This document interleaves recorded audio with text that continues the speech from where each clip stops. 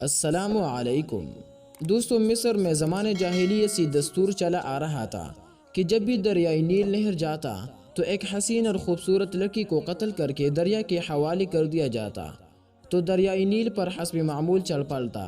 حضرت عمر رضی اللہ عنہ کے دور خلافت میں جب مصر فتح ہوا اور حضرت عمرو بن العاص رضی اللہ عنہ وہاں کے گورنر مقرر ہوئے تو اس وقت بھی حسب معمولی دریائے نیل کی روانی ختم ہو گئی اور وہ ٹھہر گیا۔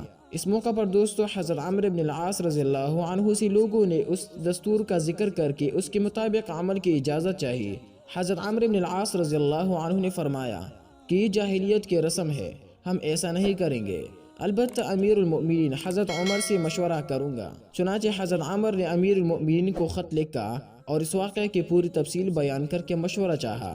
امیر المؤمنین حضرت عمر رضی اللہ عنہ نے اس کے جواب میں دریائے نیل کے نام ایک چٹھی روانہ فرمایا اور حضرت عمر کو لکھا دوستو کہ وہ اس چٹھی دریائے نیل میں ڈال دیں۔ اس چٹھی کا مضمون یہ تھا کہ اللہ کے بندے عمر کی طرف سے دریائے نیل کے نام، اما بعد، اگر تو اے دریائے نیل اپنی طرف سے جاری ہوتا تھا تو مت جاری ہو، اور اگر اللہ واحد قہار نے تجھ کو جاری کیا تو ہم اس سے سوال کرتے ہیں کہ وہ تجھ کو جاری کر دے۔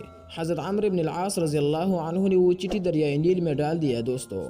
ڈالنا ہی تک یہ دریائے نیل خوب تیزی کے ساتھ رواں ہو گیا۔ اس واقعہ کو نقل کیا ہے دوستو البدایہ و نہایہ نے 7 جلد 110 صفحہ پر، اور تاریخ الخلفاء نے نقل کیا ہے 113 صفحہ پر۔